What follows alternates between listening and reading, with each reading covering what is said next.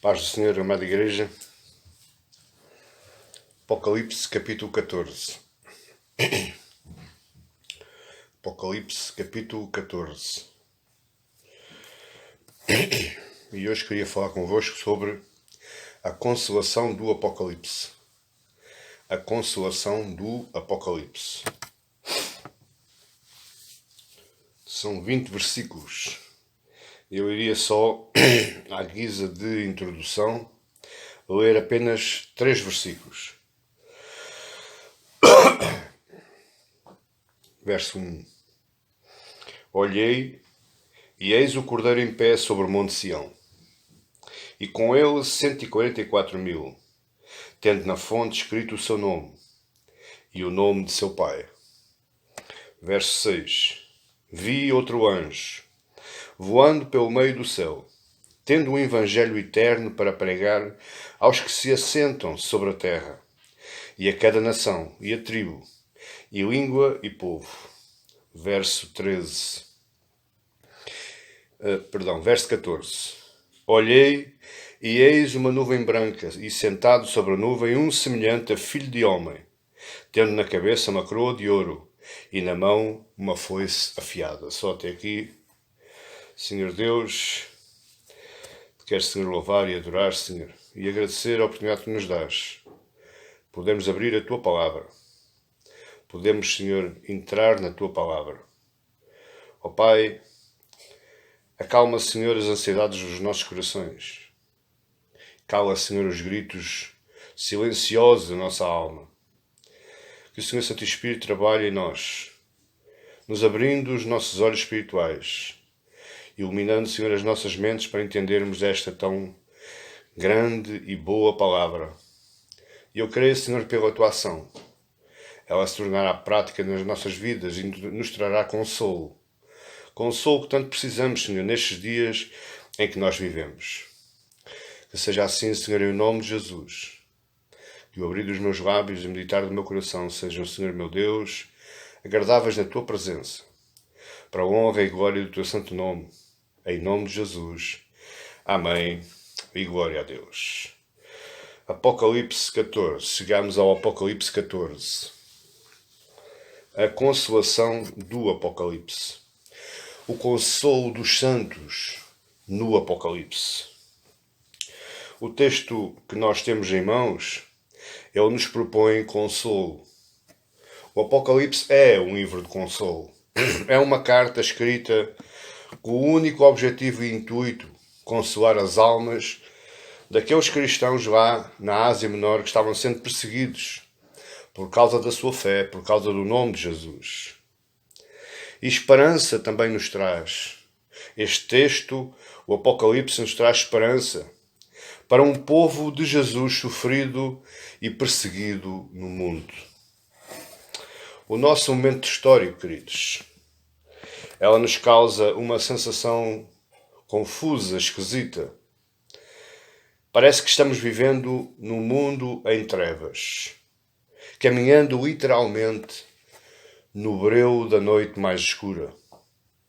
Quando olhamos à nossa volta, no mundo em que vivemos, parece que só conseguimos ver os frutos do pecado e das forças das trevas. Parece que apenas aquilo que prospera são frutos de pecado e são as trevas maléficas, as trevas satânicas, os poderes demoníacos. Precisamos hoje, meus queridos, mais do que nunca, de consolo divino. Até porque estamos passando uma das piores fases da história da humanidade. Nunca a história nos narrou uma calamidade pública à dimensão mundial, à dimensão terrestre, como aquela que nós estamos passando. E está sendo difícil. As soluções são poucas ou nenhumas. E aquilo que nós conseguimos com a nossa imaginação vislumbrar para uma vida melhor, tudo se desvanece. Parece que nós estamos perdendo terreno.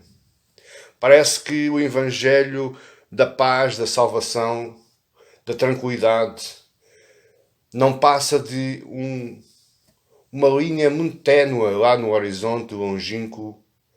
Parece que Deus está perdendo nas nossas vidas. Mas eu quero te falar hoje, através do capítulo 14, uma palavra de consolo às nossas almas. Às almas daqueles que são de Deus.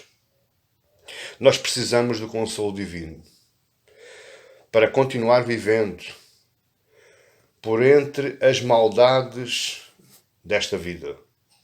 Maldades de circunstâncias, maldades de ocasião, maldades através de seres humanos, homens e mulheres iguais a nós, mas contudo o seu pensamento está muito longe do nosso. E por isso nós somos perseguidos e por isso nós somos atormentados. A pergunta é, onde é que eu vou buscar consolo hoje? E eu digo-lhe ao Apocalipse 14. Preste atenção naquilo que você vai ouvir. Porque eu creio, o meu objetivo, a minha fé, a minha esperança e a minha expectativa ao iniciar esta palavra é que o seu coração seja renovado, a sua alma seja restaurada e o consolo divino deixa até à sua vida e até à sua casa. O Apocalipse 14 coloca a nossa vida numa perspectiva correta. Se nós vimos o Apocalipse 12 e 13, nós já os estudamos, e esses capítulos nos relatam uma tremenda batalha espiritual e terrena que o povo de Deus vive aqui nesta terra. Mas apesar disso, após o capítulo 12, após o capítulo 13, vem o capítulo 14, nos dando alento e esperança, nos levantando e nos colocando numa expectativa divina, a expectativa da vida eterna, a expectativa da felicidade eterna. Deus, no capítulo 14, ele pega no pincel da sua graça e começa dando retoques numa imagem, numa paisagem que o Apocalipse nos coloca à frente, que parece aterrorizadora, parece atemorizadora, parece que não tem saído, mas o capítulo 14 é a mão de Deus, o pincel de Deus, o pincel da graça de Deus, dando os últimos retoques, criando uma paisagem para nós e nos revelando com isso a beleza do céu, a beleza da vida eterna, a beleza que será no céu nos últimos tempos, no fim dos tempos. Em toda a Bíblia, queridos, a Bíblia nos apresenta todo o mal que o pecado produz na vida da humanidade. A Bíblia nos relata isso de capa a capa, da primeira à última página. E as consequências sofridas por quem anda ou pratica as práticas maléficas. Perceba uma coisa. Embora o povo de Deus seja perseguido por causa da justiça e por causa do nome de Jesus, o povo que não é de Deus também é perseguido, não pelos povos, mas por Deus, pela justiça, pela ira de Deus. Por causa das práticas maléficas, por causa do pecado, por causa da maldade que eles produzem. Deus usa, por isso, o capítulo 14 para consolar o povo que ousou, que teve coragem em confiar nele, apesar de viver rodeado pela influência satânica, pelo pecado, pelas pessoas maldosas. Aqui chegados, queridos, eu queria falar convosco então acerca deste capítulo, que por esta introdução, eu creio que ela já está trabalhando na sua vida e você já está espetando o seu ouvido, abrindo o seu ouvido para ouvir mais. Este capítulo, o capítulo 14, ele termina a quarta de sete secções do livro do Apocalipse. Nós já falámos nisso. Capítulo 12 e 13 e 14 é a quarta secção do livro do Apocalipse. Os capítulos 12 e 13 falam da perseguição dos crentes por causa dos agentes do mal. Ou seja, os agentes do mal prosperando, trabalhando contra a Igreja de Cristo.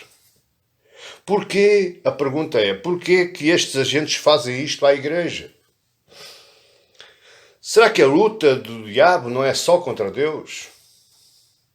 Será que a obra do diabo não era mais produtiva se ele lutasse apenas e somente contra Deus, em vez de lutar contra meros homens, que têm uma ideia, que têm uma crença, que têm uma vida baseada numa fé? Por que é que eles fazem isto à Igreja? Em primeiro lugar, porque eles não conseguiram destruir o Filho. Veja aí o capítulo 12, verso 12. Capítulo 12, verso 12 diz: Por isso festejai aos céus, e vós os que nele habitais. Ai da terra e do mar, pois o diabo desceu até vós, cheio de grande cólera, sabendo que pouco tempo lhe resta. Quando, pois, o dragão se viu atirado para a terra, perseguiu a mulher que dera à luz o filho varão. E foram dadas à mulher as duas asas da grande águia, para que voasse até ao deserto, ao seu lugar, aí onde é sustentada durante tempos e metade de um tempo, fora da vista da serpente. Porquê é que os agentes fazem isto à igreja? Em primeiro lugar, porque eles não conseguiram destruir o Filho, Jesus Cristo. Mas ainda aí existe uma outra resposta a esta pergunta. Está aí no verso 10 do capítulo 12. Então ouvi uma grande voz do céu proclamando: Agora veio a salvação, o poder, o reino do nosso Deus e a autoridade do seu Cristo. Pois foi expulso o acusador de nossos irmãos, o mesmo que os acusa de dia e de noite diante do nosso Deus. A segunda pergunta, a primeira é porque ele não conseguiu destruir o Filho, e a segunda é porque ele não conseguiu anular a sua obra. Cristo venceu. E porque Cristo venceu, o diabo agora se vira para a igreja. Se vira para os remidos. Se vira para os eleitos de Deus. Povo mais fraco. Homens mais fracos. Mas a segunda pergunta é: faça isto. Face a ele não ter conseguido destruir o Filho, face a ele não assoar a sua obra, face ao diabo se ter voltado para a igreja, como é que o capítulo 14 nos traz consolo? E para responder a essa pergunta, nós temos que dividir este texto do capítulo 14 em 3 partes. Os textos que nós lemos no início desta pregação, deste sermão. A primeira parte está aí no verso 1, olhei e eis. Verso 1 do capítulo 14. Ele começa com olhei e eis. O verso 6 diz: vi outro anjo. No verso 14 diz: olhei e eis uma nuvem branca.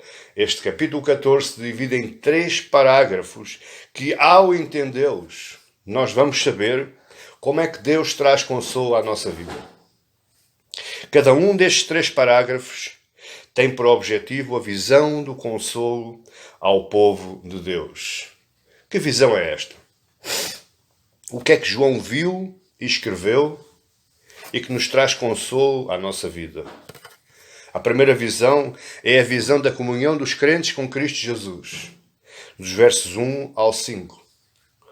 A segunda visão é a visão dos anjos anunciando o juízo aos da terra, versos 6 ao 13.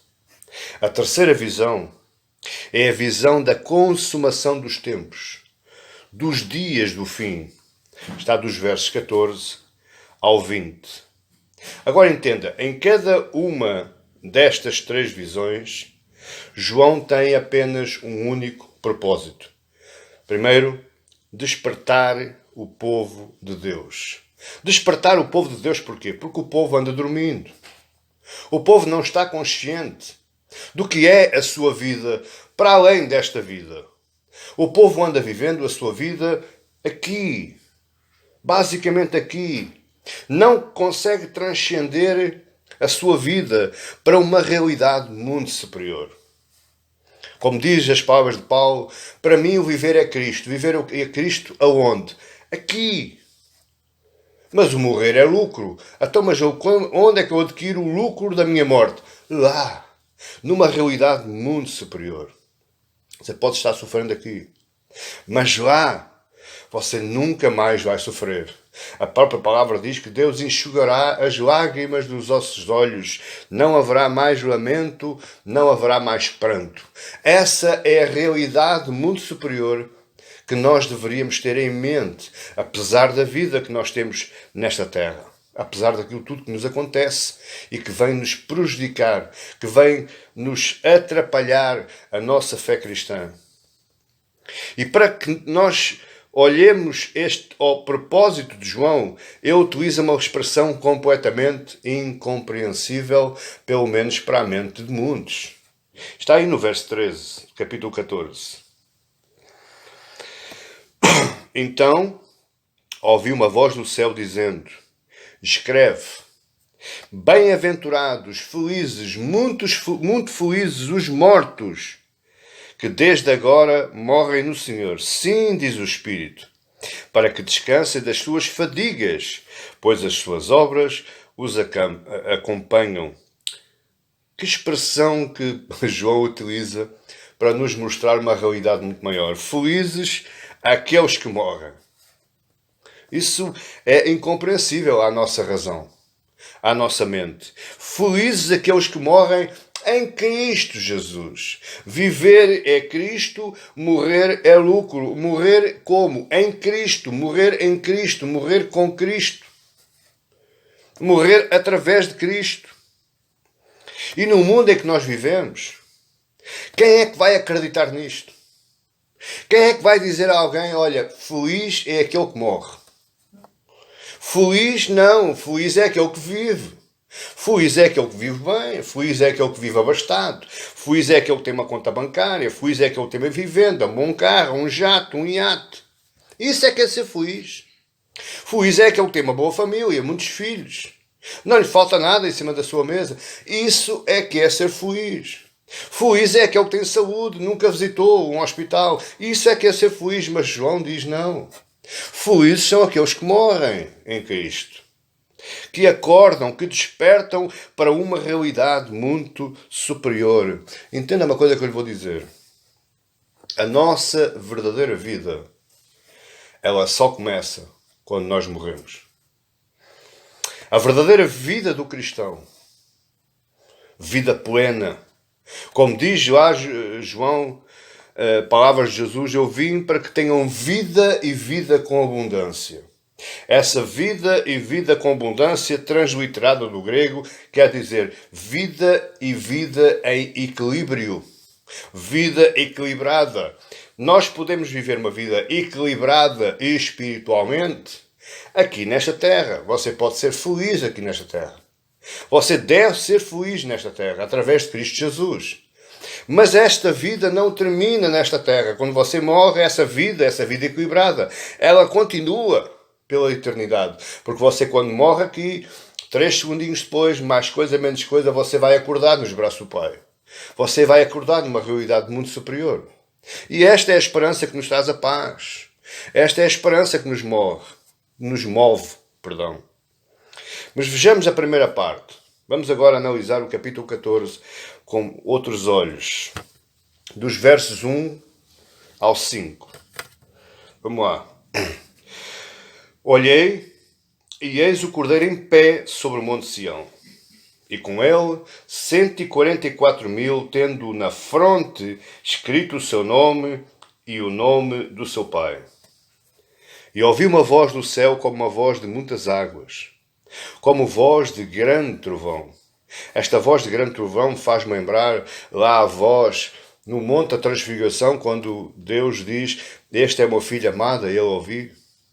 É a voz de trovão quando ele sai do rio das águas do Jordão, que diz: este é o meu filho amado em quem me comprazo. E também é a voz que sai dos céus quando Jesus entra triunfalmente em Jerusalém e diz: eu já te glorifiquei e ainda te glorificarei. Esta voz é a voz de Deus. O João ouviu a voz de Deus como grande trovão. Também a voz que ouvi era como de arpistas quando tangem a sua harpa. A voz não era só poderosa, mas a voz também era melodiosa. A voz trazia calma, trazia paz. Verso 3. Entoavam um novo cântico diante do trono, diante dos 4 seres viventes e dos anciãos. E ninguém pôde aprender o cântico, senão os 144.000 que foram comprados de terra. São estes os que não se macularam com as mulheres, porque são castos. São eles os seguidores do Cordeiro para onde quer que vá. São os que foram remidos dentre os homens, primícias para Deus e para o Cordeiro. e não se achou mentira na sua boca não tem mácula. Verso 1 ao 5, a primeira parte o primeiro parágrafo deste capítulo.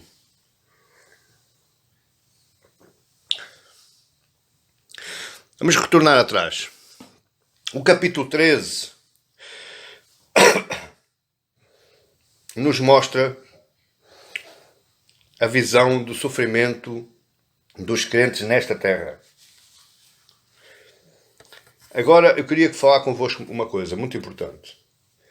É normal no meio evangélico falar-se algo deste género. O sofrimento dos crentes tem a ver com uma maldição que está sobre eles. Geralmente fala na maldição hereditária, já outras vezes fala na maldição porque pecou, outras maldições porque não vai à igreja, porque não ouve o pastor, porque não lê a Bíblia. É tudo maldições e por isso sofre. Ou seja, numa síntese, o crente sofre porque tem uma maldição. Isso é heresia. Biblicamente falando, isso é mentira. Não tem base bíblica, não vem de Deus. Isso é heresia. Isso é empurrar mais para baixo aquilo que está sofrendo. Porque ele começa sofrendo o seu sofrimento, a sua causa do seu sofrimento, mas depois começa sofrendo psicologicamente, porque começa a auto-denegrir, a auto-condenar. Isso é heresia. O crente sofre porque está debaixo do decreto de Deus. O crente sofre porque é assim. Os crentes que tentam viver de forma diferente vão sofrer. Mateus 5,13 diz: vós sois o sal da terra, vós sois a luz do mundo. Por outras palavras, vós sois diferentes de todos os outros. A vossa vida é pautada numa forma diferente que a vida do mundo. E por causa disso, está lá no verso 10, vocês vão ser perseguidos. Mas não se preocupem, bem-aventurados sois, porque vosso é o reino dos céus. O sofrimento faz parte da vida cristã. Faz parte do caminho do cristão.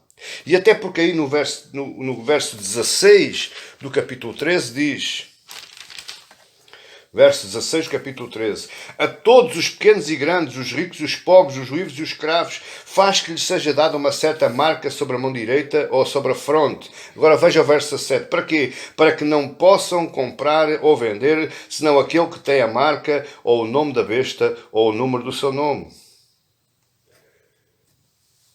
Se você não tem a marca da besta, você tem a marca de Deus, então você é diferente, vai ser perseguido. Você só é perseguido por aquilo que você crê e não por aquilo que você é. Ou aquilo que você possa ser, ou aquilo que você possa ter. Mas aqui, agora no capítulo 14, vem o consolo a esses que sofrem. Verso 1. Olhei e eis que o Cordeiro em pé sobre o Monte Sião. Olha para mim.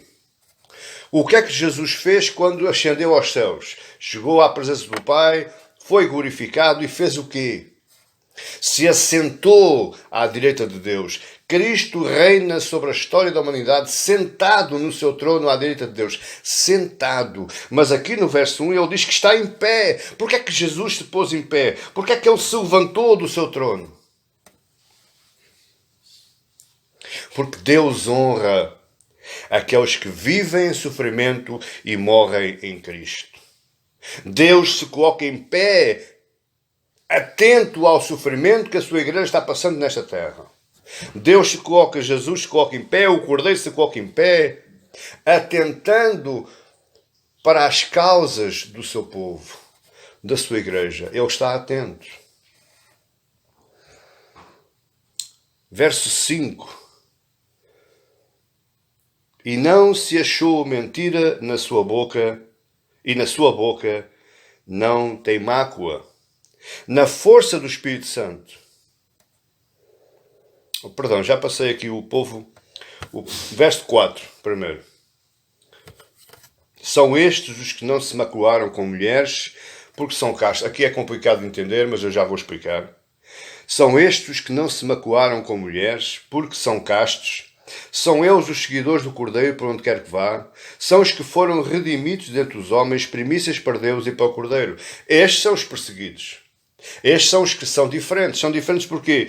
Porque não não se magoaram com as mulheres, porque são castos, porque são seguidores do Cordeiro, os outros não são, porque são remidos dentre os homens, são primícias de Deus, um povo escolhido e comprado pelo sangue do Cordeiro, e não se achou mentira na sua boca, e a sua boca não tem mácula. Na força do Espírito Santo, entenda isto, na força do Espírito Santo, nós somos chamados a perseverar em Cristo. Nós somos chamados a pagar um preço. O cristão tem que pagar um preço. Qual é o preço? Olhe de Sofonias, o profeta Sofonias. Você sabia que havia um Sofonias na Bíblia? O profeta Sofonias, capítulo 3, verso 13, diz assim: os restantes de Israel não cometerão iniquidade, nem proferirão mentira, e na sua boca não se achará a língua enganosa, porque serão apacentados, deitar-se-ão e não haverá quem os espante. Os restantes de Israel, o remanescente de Israel, o povo seguidor de Cristo, o povo que segue os mandamentos de Deus, que cumpre a palavra de Deus, eles não proferem mentira, eles não cometem iniquidade, na sua boca não se acha língua mentirosa, e eles serão apacentados por quem? Por Cristo Jesus, através do Espírito Santo. E deitar-se-ão consolados, tranquilos, com paz, e não há quem os espante. Este é o povo que é diferente do mundo. Embora seja perseguido, embora seja atormentado, ele se deita tranquilo e não se espanta.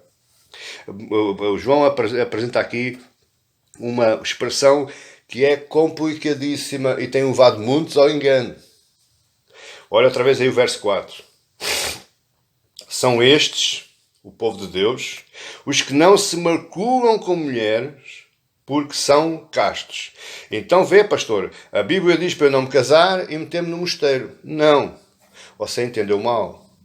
O que está aqui a dizer é que não nos contaminamos com o pecado. Não adulteramos contra Deus. Guardamos a fé cristã como o nosso único e maior tesouro. Esta é a explicação para esta expressão. Cristo é o meu maior tesouro. É o meu único e maior tesouro. Então eu não me vou contaminar com os prazeres do mundo. Eu não vou adulterar contra Deus. Esta é a expressão que João apresenta aqui, que tem gerado confusão na cabeça de muita gente.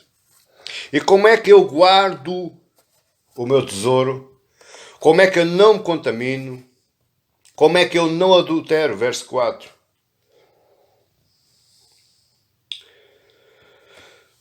São eles os seguidores de Cristo por onde Ele quer que vá. Então, os seguidores de Cristo são consolados por onde quer que vá. Jesus diz, se tu me queres seguir, pega na tua cruz e segue-me. Se queres vir após mim, pega na tua cruz e segue-me. Pergunta é, você está disposto a pegar a sua cruz? Você está disposto a enfrentar o seu sofrimento por Cristo Jesus? Você está disposto a ser colocado parte da sociedade por causa daquilo que você crê? Se você está disposto, você vai ser consolado. Você não se está contaminando com as coisas, com as ideias do mundo, as filosofias do mundo, os prazeres do mundo. Você não está adulterando contra Deus, trocando Deus por algo, trocando o Deus, Criador dos céus e da terra, por outro Deus qualquer. Verso 3, João nos apresenta aí uma outra expressão interessante.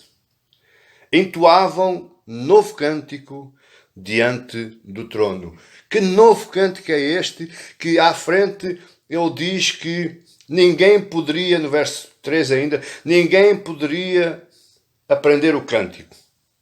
Entoavam um novo cântico e ninguém poderia aprender esse cântico, senão os 144.000 que foram comprados da terra. Que novo cântico é este? É as novas experiências com Cristo, meus queridos.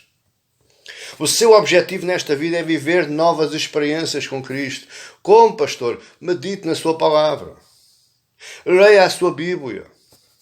Mesmo embora, e eu falo isso, eu não gosto muito de falar de experiências minhas, mas eu falo isso. Quando eu estou nervoso, quando eu estou em baixo, quando eu não quero que ninguém fale comigo, sabe o que é que eu faço? Vou estudar. Vou elaborar sermões. Vou pesquisar a palavra de Deus. Sabe o que acontece? É um Benuron que eu tomo. É uma aspirina. A dor de cabeça passa-me. A nervura passa-me. Porque Deus traz consolo à nossa alma. Não é através de beijinhos e abraços. Deus traz consolo à nossa alma através da sua palavra. É através da sua palavra. É caminhar para onde é que Ele quer que eu vá. Ele anda na sua palavra e nós andamos na sua palavra com Ele. Nós cantamos todos os dias um cântico novo. Nós vivemos todos os dias experiências novas com Cristo. Isso através da nossa fidelidade, através da nossa intimidade. Ele nos leva a experimentar coisas novas, todos os dias, a todas as horas, até mesmo nos momentos mais ruins. Mas em segundo lugar, o segundo parágrafo deste capítulo está aí nos versos 6 ao 12. Vamos ler. Vi outro anjo voando pelo meio do céu, tendo um evangelho eterno, para pregar aos que se assentam sobre a terra, e a cada nação e tribo e língua e povo, dizendo em grande voz: temei a Deus e dai-lhe glória, pois é chegada a hora do seu juízo. Adorai aquele que fez o céu e a terra e o mar e as fontes das águas. Seguiu-se outro anjo, o segundo, dizendo: caiu, caiu a grande Babilônia, que tem dado a beber a todas as nações o vinho da fúria da sua prostituição. Seguiu-se a estes outro anjo, o terceiro, dizendo em grande voz: se alguém adora a besta e a sua imagem, e recebe a sua marca na fronte ou sobre a mão, também esse beberá do vinho da cólera de Deus, preparado sem mistura, do cálice da sua ira, e será atormentado com fogo e enxofre, diante dos santos anjos e na presença do Cordeiro. A fumaça do seu tormento sobe pelos séculos dos séculos, e não tem descanso algum, nem de dia nem de noite.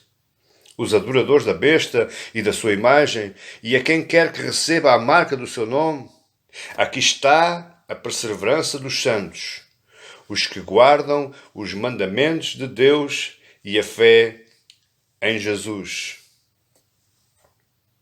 Então ouvi uma voz do céu dizendo: escreve, bem-aventurados os mortos que desde agora que morrem no Senhor, sim, diz o Espírito, para que descansem das suas fadigas, pois as suas obras os acompanham. Nesta parte do Apocalipse 14, neste segundo parágrafo, João nos apresenta 3 anjos mensageiros. Estes anjos falam, estes anjos anunciam. Eu quero dizer uma coisa muito importante.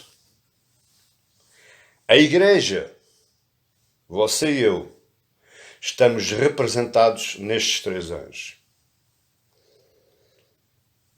A igreja está representada nestes 3 anjos. Como? Anunciando o Evangelho. Veja o verso 6. Vi outro anjo voando pelo meio do céu, tendo um Evangelho eterno. Para quê? Para pregar aos que se assentam sobre a terra e a cada nação e a tribo e língua e povo, dizendo em grande voz: temei a Deus e dai-lhe glória, pois é chegada a hora do seu juízo. E adorai aquele que fez o céu e a terra e o mar e as fontes das águas. Lembra-me Marcos 1:15. Jesus dizendo: arrependei-vos, é chegado o reino dos céus, o fim está próximo. Era ou não era a mensagem de Jesus? Foi isso é que não foi quando Jesus nos diz: ide e pregai a todo o mundo, a toda a língua, a toda a nação. Então aqui os anjos, os 3 anjos, a igreja está representada nestes 3 anjos. O que estes 3 anjos estão fazendo é aquilo que a igreja tem que fazer aqui nesta terra. Pastor, mas estou sofrendo tanto. Meu querido, é a sua obra. Você não queria ser chamado por Deus? Pois você foi chamado por Deus. Para quê? Para pregar o eterno, o evangelho eterno a toda a criatura. E o que é que estes 3 anjos falam? O que é que você e eu temos que falar a toda a criatura, a toda a língua e nação?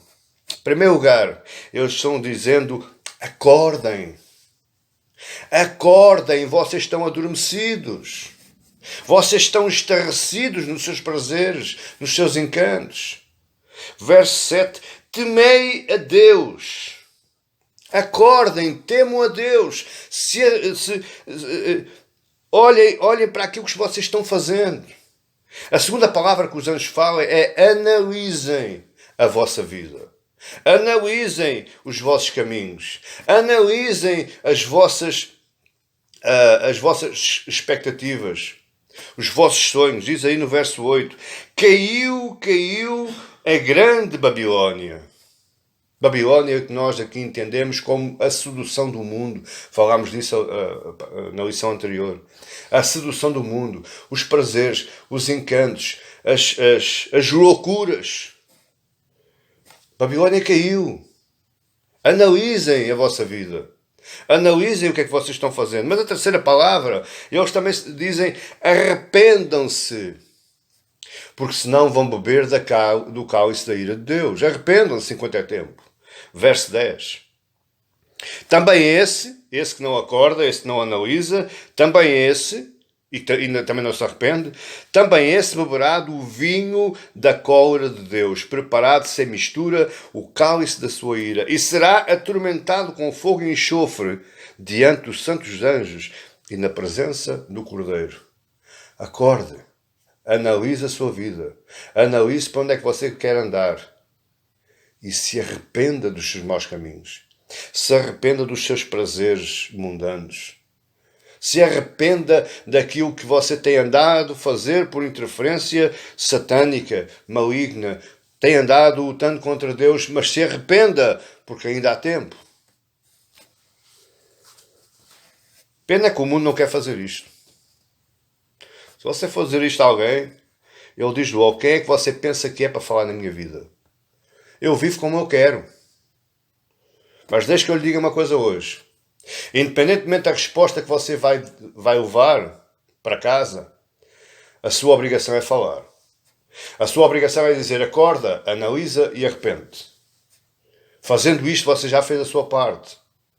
Independentemente da resposta que você vai trazer, poderá caso você ganhar um irmão.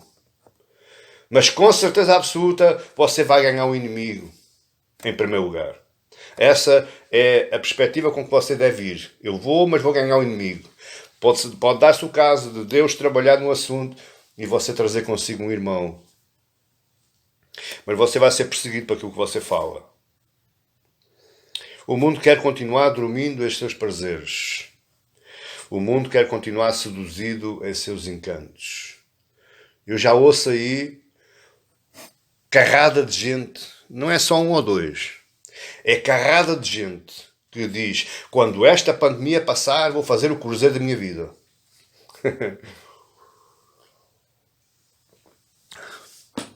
Peça a Deus que esse navio não se afunde.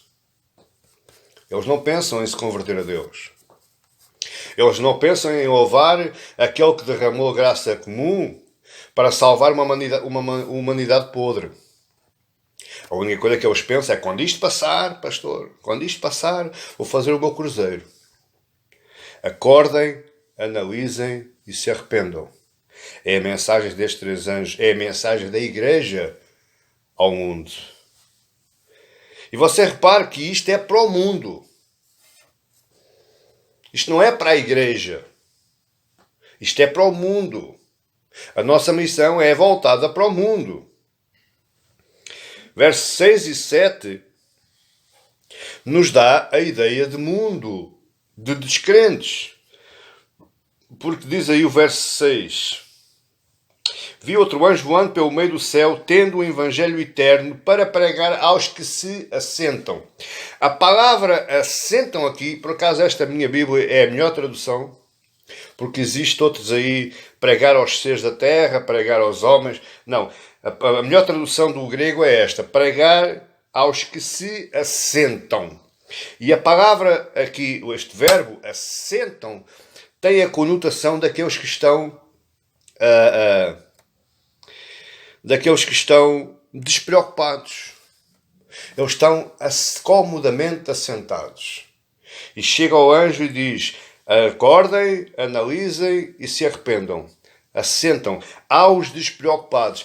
Dá-me a ideia aqui, através da Escritura, que o mundo anda despreocupado. O mundo pensa que quando a pandemia passar tudo volta ao normal e temos uma nova experiência, temos mais sabedoria, a ciência venceu. Quão enganados estão! Porque eles não estão no reinício dos tempos. Nós estamos vivendo no fim dos tempos. Portanto, não se iluda, meu querido e minha querida. Nada vai mudar. Antes, pelo contrário. Tudo vai de mal a pior. Desde 2000, ou desde o ano 0 lá da era cristã, desde o ano 33 da era cristã, o ano da morte e da crucificação de Cristo, de lá para cá, progressivamente, o mal tem vindo a fundamentar as suas ideologias. O mal tem vindo a prosperar. Portanto, não pense, porque a ciência venceu por causa de uma vacina e vai salvar a humanidade, e glória a Deus por isso. Eu fico triste, só esta semana já foram 13 pastores evangélicos, pelo que dizem, que eu não os conheço, mas pelo que dizem, pastores piedosos, que já estão nos braços do Pai. Portanto, isto não vai melhorar nada. Antes, pelo contrário, isto vai piorar. E é necessário que nós levemos esta mensagem aos que se assentam, aos despreocupados. E veja que aí no verso 8 o anjo diz: analisem o seu prazer aqui nesta terra. Analise o seu prazer. Analise o prazer que você está vivendo aqui. Porque esse prazer vai ser trocado pelo cálice da ira de Deus. Verso 10. Também esse beberá do vinho da cólera de Deus. Vinho na Bíblia representa prazer. Só que o vinho da cólera de Deus tem tudo a ver com prazer. Ou seja, é a troca. Você bebe o vinho do prazer aqui, mas depois vai beber o vinho da cólera de Deus lá. Não tenha dúvidas. O próprio Paulo diz que todos nós vamos à presença do justo juiz. Uns para condenação e os outros para salvação, para glorificação. Mas todos, não há ninguém que não vá à presença do santo juiz. Então e os homens da Bíblia também vão apresentar as obras que os acompanham, como diz aí o verso 13, no finalzinho. Sim, diz o Espírito, para que descansem das suas fadigas, dos seus trabalhos, da sua missão, pois as suas obras os acompanham. Meu querido, queira Deus que você tenha obras para o acompanhar quando for à presença do justo juiz. Queira Deus. Eu oro para isso, que sim. O fim está próximo.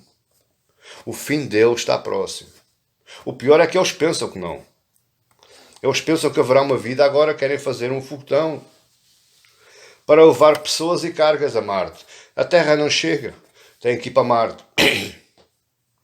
Vamos ver se esse foguetão chega a voar para Marte. O fim está próximo, igreja. E eu queria dizer aos jovens, eu digo isto ao meu filho: jovens, acordem. Acordem. Os prazeres desta vida são passageiros, eles vão acabar. Aquilo que você pensa que é bom aqui, já vai deixar de existir. Se em jovem não aprenderem a ter o prazer em Deus, viver nas coisas de Deus, viver pela palavra de Deus, deixa que eu lhe diga uma coisa: o teu envelhecimento vai ser terrível. Quando chegar ao final da vida, se chegar ao final da vida e olhar para trás, Você vai pensar assim como aquele velhinho. As coisas que eu perdi. As coisas que eu podia viver e não vivi. Porque embora possa ter uma vida regalável aos olhos do mundo, espiritualmente você está falido. Está na falência. Jovens, acordem enquanto é tempo. Voltem-se para Deus enquanto é tempo. Ouçam os vossos pais, ouçam as vossas mães, ouçam os vossos pastores, ouçam os anciãos da igreja. Acordem, por amor de Deus. Deixem os prazeres, os encantos da vida, as paixonetas, as drogas, as raves. Voltem-se para a palavra, porque o fim está próximo.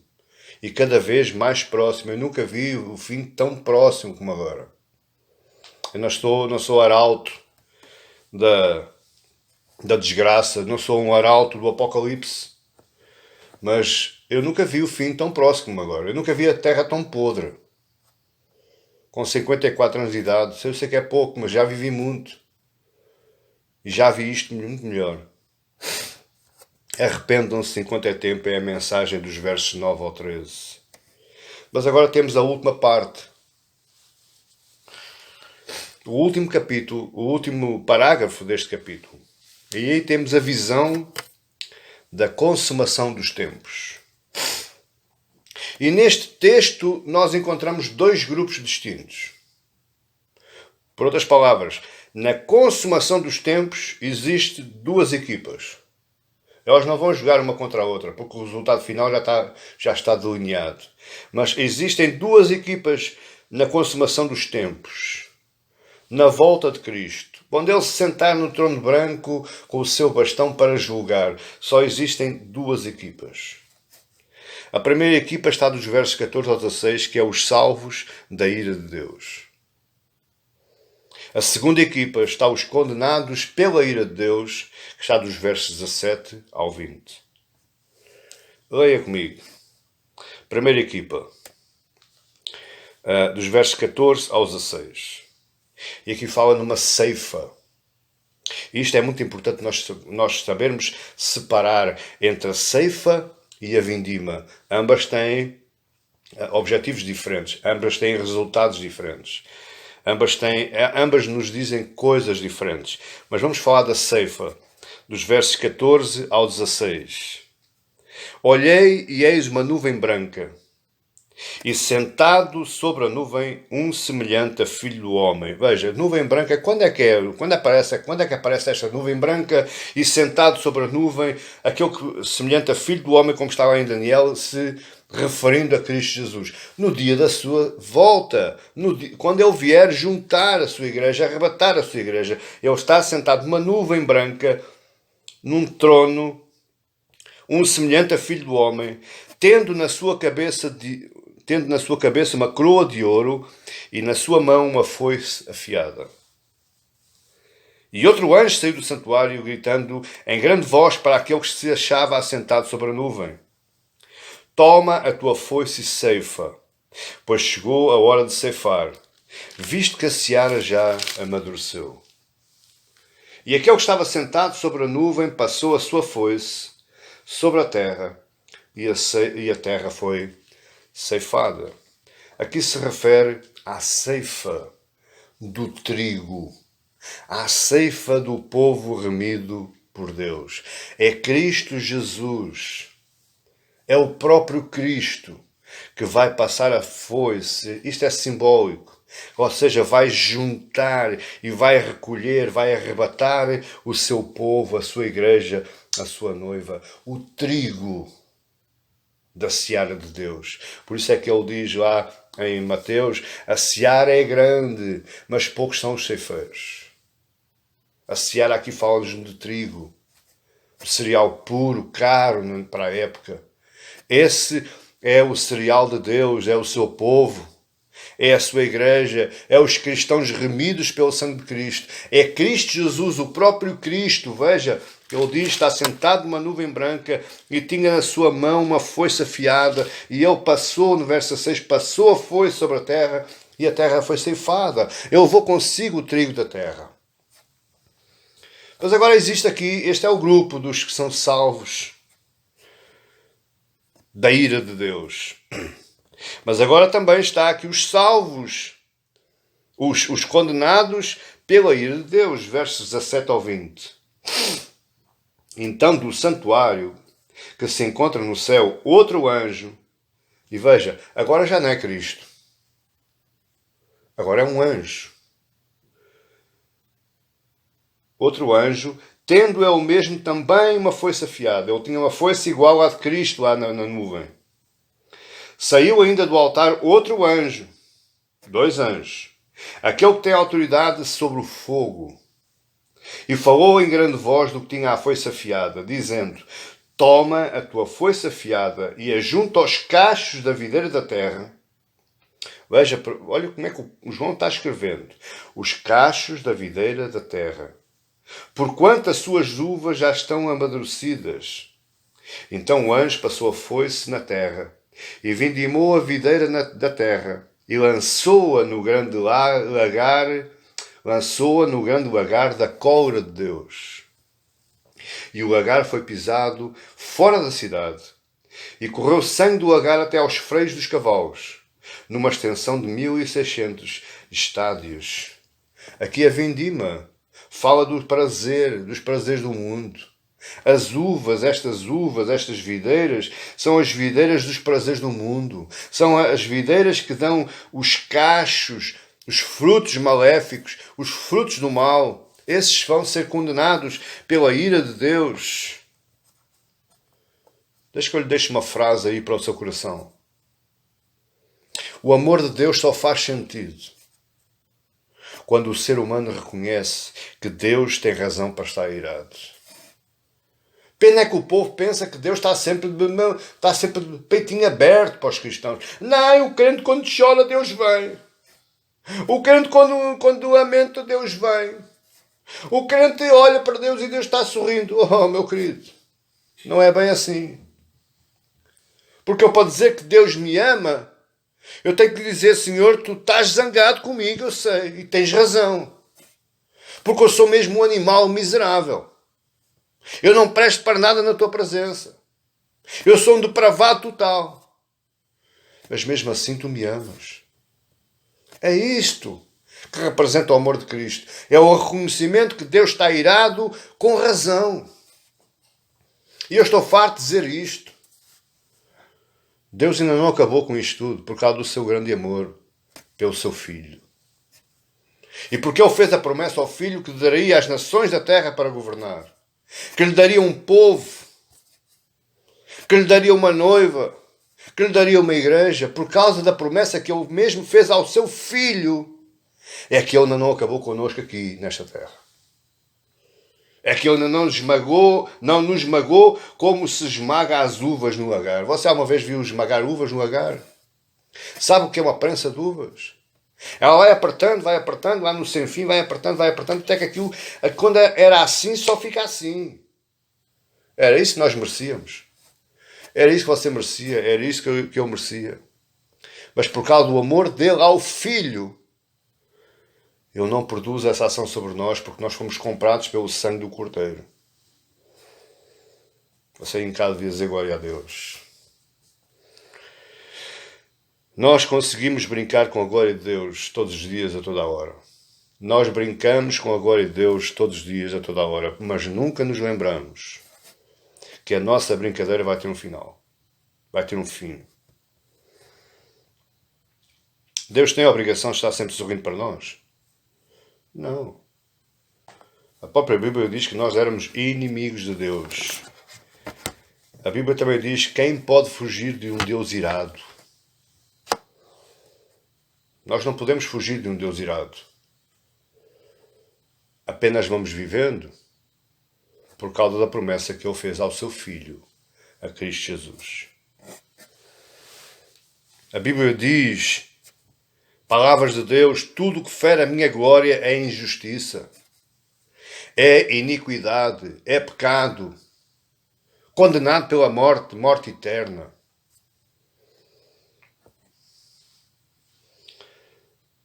No lago que arde com fogo e enxofre. Isto não lhe causa pânico? Isto não lhe causa medo? devia causar temor e tremor. Mas por outro lado, você tem alguns motivos para se alegrar. Você é consolado por Deus, porque você é um filho de Deus. Você é um seguidor de Cristo. Você sofre por causa de Cristo. Apesar de nós brincarmos com a glória de Deus, apesar disso, temos a promessa dele. Porque ele amou o mundo, porque ele amou o homem, de tal maneira que enviou o seu Filho unigênito a esta terra, para todo aquele que nele crê não pereça, mas tenha a vida eterna. Para todo aquele que nele crê, nele em Cristo, seja ceifado como trigo e não ceifado como uvas das videiras desta terra. Pense nisto, igreja. Os salvos da ira de Deus, verso 14 a 16, nos mostra que o trigo está sendo colhido. O trabalho está ficando completo. Os crentes estão indo para o céu. No verso 17 a 20, nós vemos que os descrentes são condenados pela ira de Deus. Conforme eu disse, as uvas simbolizam o prazer do mundo. Todo o mal será um dia julgado. Só para você ter curiosidade, veja a cena horrível que João nos apresenta. Você não faz a pequena ideia. O mundo não faz a pequena ideia. Estas uvas esmagadas, elas vão gerar sangue. Verso 20. E o Agar foi pisado fora da cidade. E o sangue correu do Agar, ou seja, não saiu vinho, saiu sangue. Você já reparou?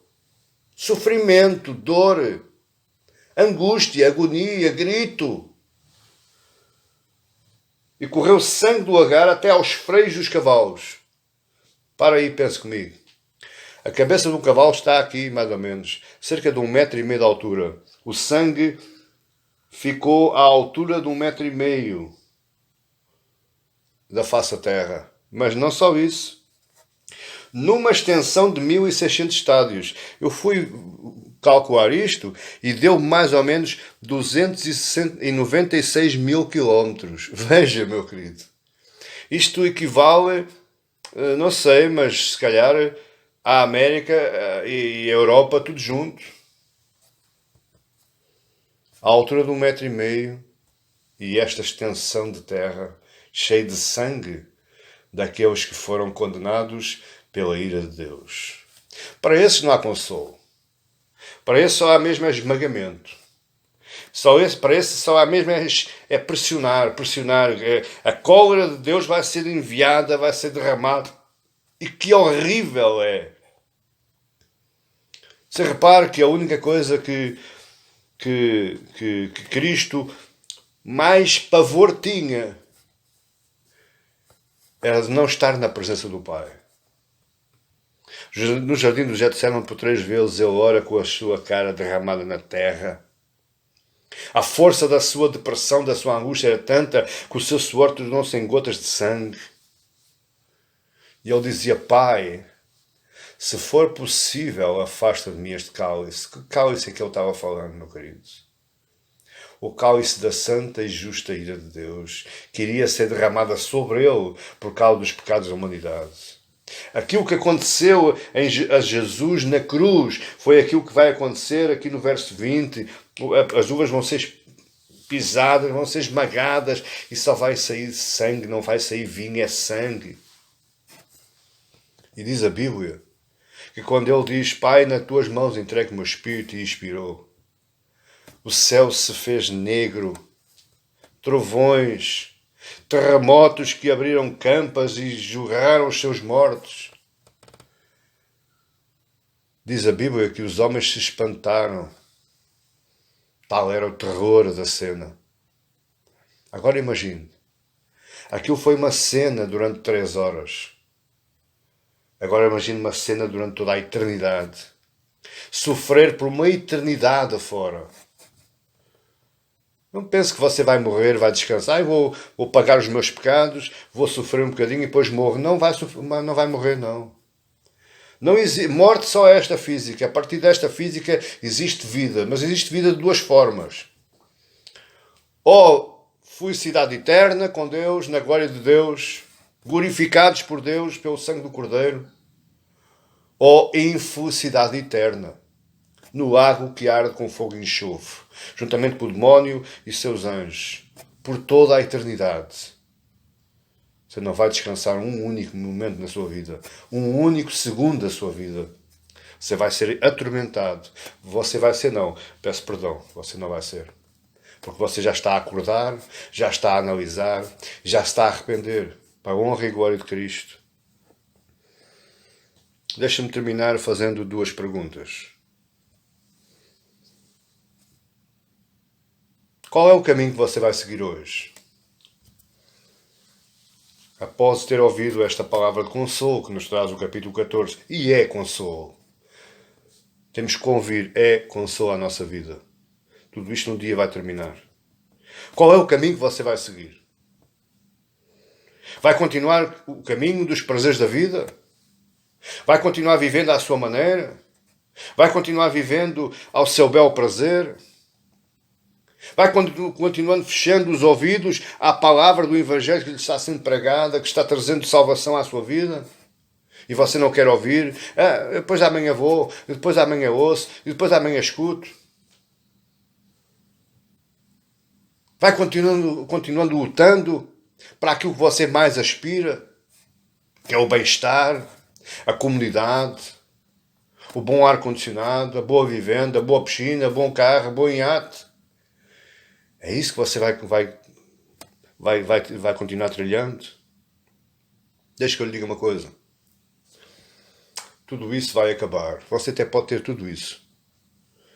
Mas tudo isso vai acabar. Tudo isso vai ter um fim.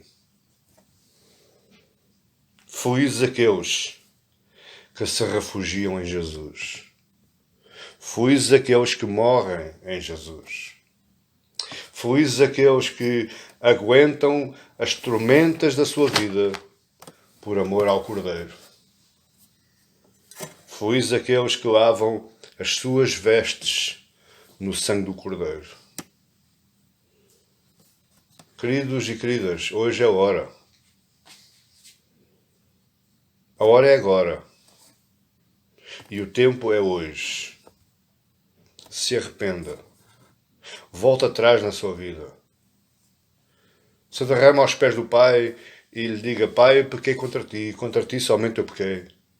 Mas não afastes de mim a tua presença. Não me deixes viver mais um minuto desta vida sem que tu te faças presente na minha vida e sem que tu sejas o farol da minha vida e sem que tu sejas o GPS da minha vida. Diga a Jesus que quer trilhar o mesmo caminho que eu. Faça isso. E você irá ser feliz. Por toda a eternidade. Esta é a promessa que eu estou autorizada por Deus a dizer. Você vai ser feliz por toda a eternidade. Na hora em que você seguir a Cristo. Na hora que você escolher a Cristo. Vamos orar. Ó Deus, te agradecemos, Senhor. Por um lado te agradecemos e estamos eternamente gratos. Mas por outro lado, Senhor, estamos apavorados. Qual será o nosso fim, Senhor? Só Tu o sabes.